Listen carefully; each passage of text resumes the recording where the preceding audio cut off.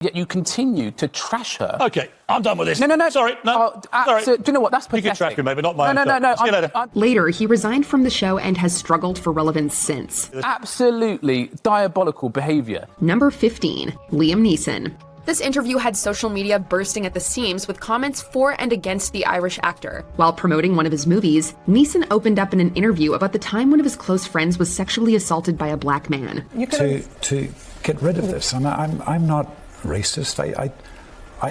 This was nearly 40 years ago, but because I was brought up in, maybe I'm rabbiting on, Rob, so forgive me. I was brought up in the north of Ireland and brought up in the Troubles. He said that after finding out, he walked the streets looking for trouble, hoping to kill a black man, before realizing that what he was doing was wrong, and feeling ashamed of himself.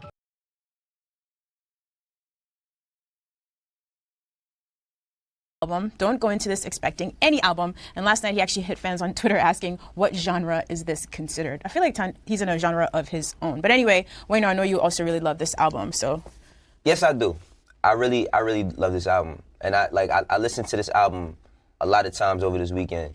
And it made me think about a lot of things. Just first off, Tyler's trajectory and his growth. I'm talking about since the Odd Future tapes and shit that had the clown on it to Bastard. Since Goblin to where he is now. To where he is today, right? And this is my own opinion. I feel like creatively, he's this generation's Andre 3000. Creatively. Now, I'm not going to compare him as far as a rapper, and Tyler can rap, but creatively, he's there, right?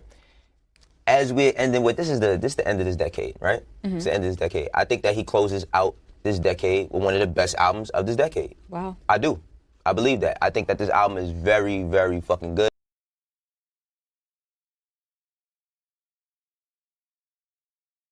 Um, 24 hours, 40 hours before, 2 hours before, and 10 minutes before showtime. I've already emailed the link out to everybody who bought the tickets, but please do not miss it. You're going to be mad. It's great. It's a very good show. It's a very good show. It's 2 shows in one, really. 2 shows in one. Also, I had one more thing I wanted to talk about. Church announcements. And it's leaving me. What you got, Angel? We be evolving. Women. That's what we're doing. So if you want to see me in Arlington, Texas, Texas, Arlington, Texas, September 23rd to the 26th, I think is the date, something like that, or the 24th. Go to womanevolved.com to get your tickets, because those things be selling out. Also, new music should be dropping very soon. New music alert. Amen. So if you after you get your praise on, hallelujah, come on over and shake your little tail feather. You gonna drop the new music?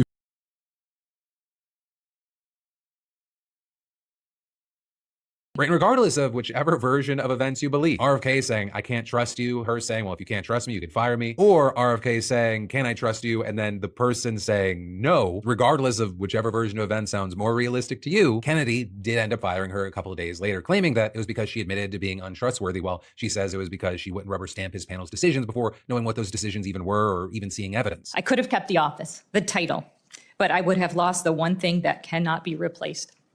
My integrity. And then you had Deb Howery, who, by the way, was the agency's chief medical officer, saying much the same thing. I resigned because CDC leaders were reduced to rubber stamps, supporting policies not based in science, and putting American lives at risk. I first learned that the secretary had changed our CDC COVID vaccine guidance on an ex-social media post. And then illustrating just how cut off she and other scientists were from the political leadership, she said that neither she nor any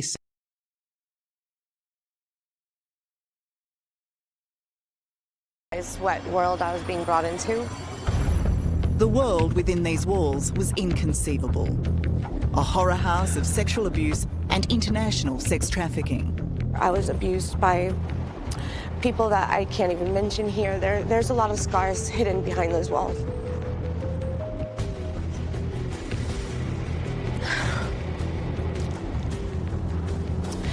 It should be ripped down. It should be burned to the ground. Some of my worst memories are from this place. Do you solemnly swear the testimony you're about to give will be the truth, the whole truth, and nothing but the truth, so help you God? Yes, I do. Jeffrey Epstein led a privileged life. His extraordinary wealth on show around the world.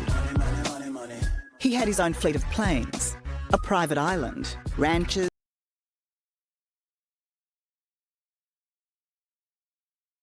Andrew, thank you for being here today. You're very welcome. Now, if you haven't already, yes, please do consider subscribing to the Daily Mail Royals channel. It's free and it will make sure you are up to date on all of our exclusive content. If you want the Palace Confidential newsletter to be sent directly to your inbox every Thursday, you can scan the QR code on your screen right now. So I feel like I have to ask this right away because we teased it at the beginning, but Prince Philip, the late Queen's husband, and Sarah Ferguson's mother, what happened there? Well, they had an affair. The affair, I think, began in the 1960s. It continued. I mean, they certainly remained very close friends. He was actually staying with Susan Barante, as I understand, in November '92 when the fire at Windsor took place, which was, of course, his wedding anniversary. But I have it on pretty good authority that, they were lovers. It was well known in their circles. Wow.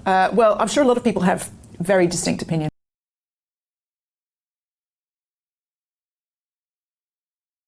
Feelings. They're often viewed as weaker, less masculine, immature, and too emotional.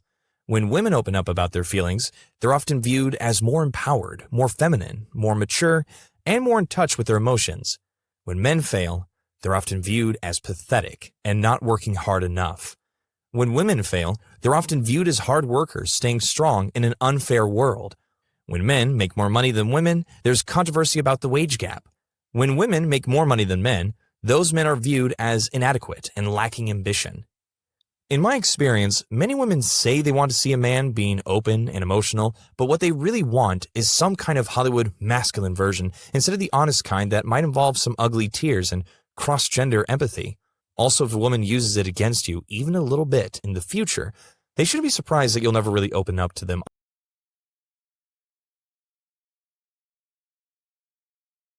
You just being a nice person and praising someone could actually be what makes you attractive to them. So people may think, well, does that mean I have to stop being me? I'd say no.